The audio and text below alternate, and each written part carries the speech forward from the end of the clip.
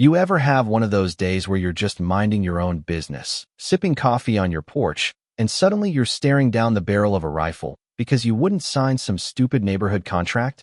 Yeah, that was me, Jack Sullivan, last summer at my little cabin by Willow Lake, Tennessee. 3 guys in tactical gear, fake cops. Mind you were screaming through a bullhorn for me to surrender, all because I told the HOA to shove their rulebook where the sun don't shine.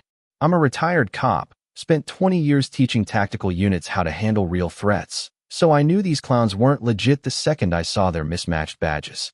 My heart was pounding, but not from fear, more like that slow burn anger when someone thinks they can bully you into submission. I locked my steel-reinforced door, grabbed my burner phone, and dialed a number I hadn't touched in years. 10 minutes later, the sky roared with chopper blades, and let's just say, the HOA's goons didn't see that coming. Let me back up to where this all started, about 9 months earlier. I'd moved to Willow Lake for peace, big pines, quiet water, nobody bothering me after decades of high-stress police work. When Sarah Thompson, this polished woman with a smile like a used car salesman, knocked on my door talking about a new homeowners association, I didn't think much of it. She went on about community pride, keeping property values up, all that jazz. Sounded reasonable enough, and I'm a guy who gets the need for order, so I signed her petition. Big mistake. 3 months in, Sarah's community pride turned into a dictatorship. Meetings weren't optional anymore, Miss One, and you'd get a fine. They started measuring my grass with a ruler, demanding my mailbox match some HOA-approved shade of beige. Then I heard they were threatening Maria Lopez, a single mom down the road, with eviction because her kid's old pickup truck wasn't aesthetic. Maria's husband died overseas, and she's working double shifts to keep the lights on, yet Sarah's out here, harassing her over a dented fender? That's when I knew I'd been played. I sent Sarah a letter, nice and legal, saying I was done with her HOA nonsense. That's when the real trouble started. Fines showed up in my mailbox, hundreds of bucks for unapproved landscaping, or my porch light being too bright. Then my water got cut off during their so-called emergency maintenance that magically skipped everyone else. Power flickered during their grid upgrades. I called the utility companies, and they all gave me the same runaround. Sarah had her claws in everything. It was like living in a small-town mafia movie, except the villain was a blonde in a blazer who smiled while she screwed you over. Fast forward to that summer day. I'm in my office, sketching plans for a community garden I wanted to pitch to the neighbors, when I see 3 black SUVs roll up on my security cameras. These guys move like they've got training-type formations, covering angles like pros. But something's off. Real feds don't yell surrender, Jack Sullivan. You're under arrest for community endangerment, through a bullhorn before knocking. I zoom in on their vests, no agency patches, just generic tactical gear. Their radio chatter mentions Phase 2 and the client. Feds don't have clients. I hit the panic button on my security system. Steel shutters slide over my windows, doors lock down like a vault. My cabin's no fortress, but I built it with enough tricks to buy time. Then I called Mike Carter, a former student of mine who's now a state police captain. Mike, I said, voice steady as I could manage, code red. My place. Now. He didn't ask questions, just said, 8 minutes out. Stay sharp, Jack. Outside, these fake cops are getting antsy, shouting about breaching my door. I'm watching them on my monitors, heart racing, but mind clear. Then I hear a thump-thump of rotor blades.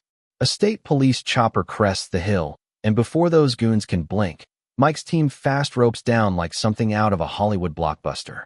Flashbangs pop, rubber rounds fly, and in under 2 minutes, Sarah's hired muscle is face down in my grass, zip-tied and cursing.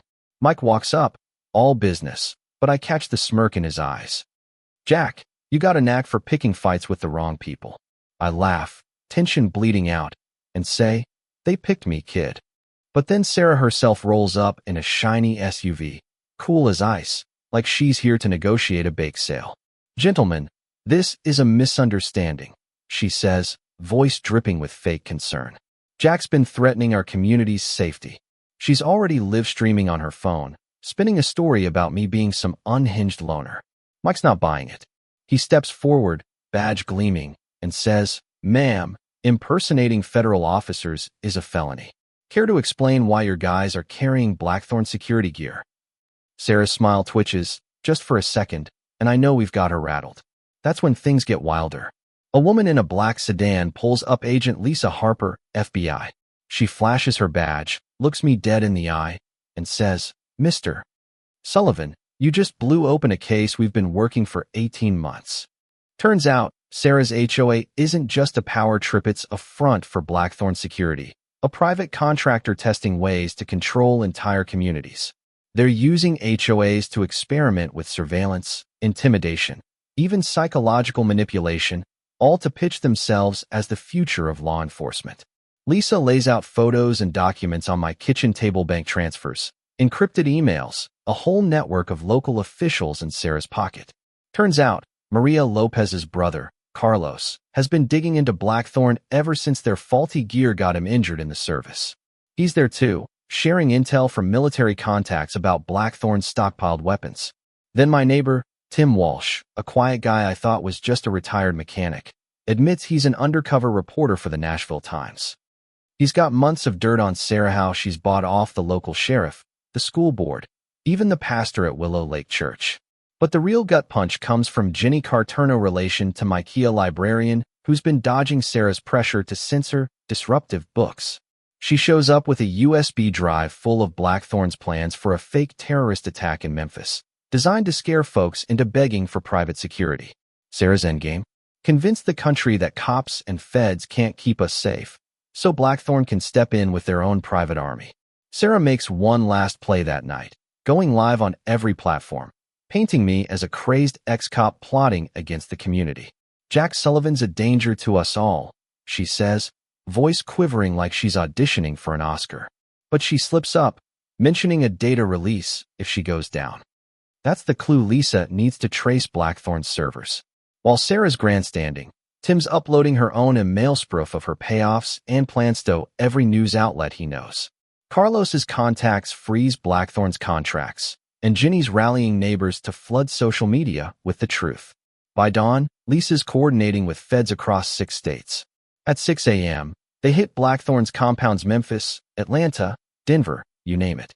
Sarah's arrested on live TV, still preaching about order over chaos as they cuff her. 6 months later, I'm back on my porch, lake sparkling like nothing happened. Willow Lake's HOA is gone, replaced by a council where everyone gets a say.